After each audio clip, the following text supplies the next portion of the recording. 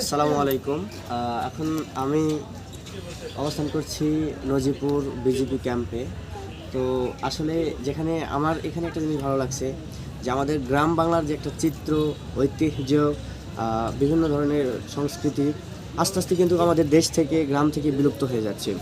তারই স্মরণকৃতি হিসাবে এখানে সারিবদ্ধভাবে সব কিছু রাখা হয়েছে। আসলে আপনাদেরকে একটু একটু করে দেখানোর চেষ্টা করি। এই যে দেখতে পাচ্ছেন ঐতিহ্যবাহী পালকি, হ্যাঁ। তো এটা হচ্ছে কিন্তু আমাদের এখনকার সমাজে বা এখন গ্রাম্য চিত্র অনুযায়ী এগুলো কিন্তু আর বিদ্যমান নেই। আমাদের গ্রাম বাংলা থেকে এগুলো আসলে আস্তে আস্তে বিলুপ্ত হয়ে যাচ্ছে।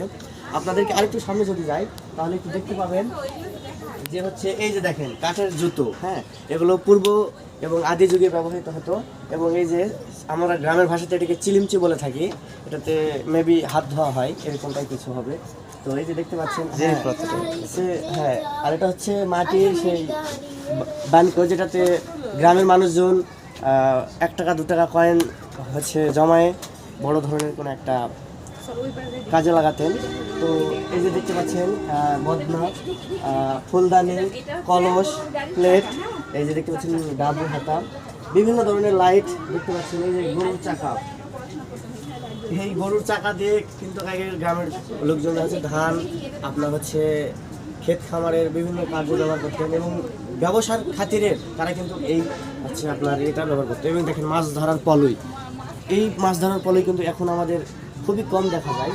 খলুই, তারপরে আপনাকে যদি আরও দেখাতে চাই যে দেখেন বাঁশের বুননো, নিপুণ হাতের ছোঁয়ায় কতটুকু সূক্ষ্মভাবে তৈরি করেছেন। যদি আমি এখানে না আসতাম আসলে বিষয়গুলো হয়তো আমার নজরেই পড়তো না। আর আরেকটা যেটা আমি আপনাকে দেখাবো, এই যে দেখেন, আমার একটু আসেন, ক্যামেরাটা নিয়ে আসেন।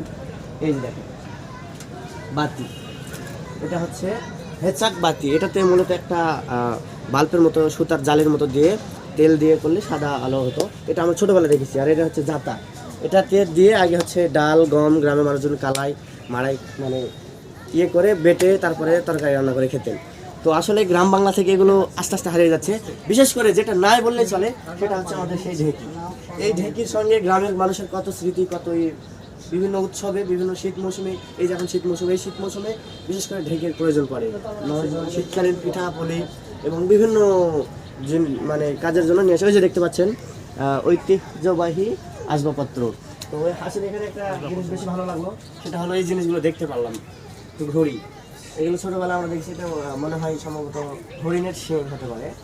হ্যাঁ, হরিণের শিং, আর কাঠা, তারপরে হচ্ছে আপনার ঘড়ি, ঠিক আছে। এগুলো কিন্তু এখন আর পাওয়া যায় না। তো আপনারা কিন্তু অবশ্যই যদি এগুলো দেখতে চান আমাদের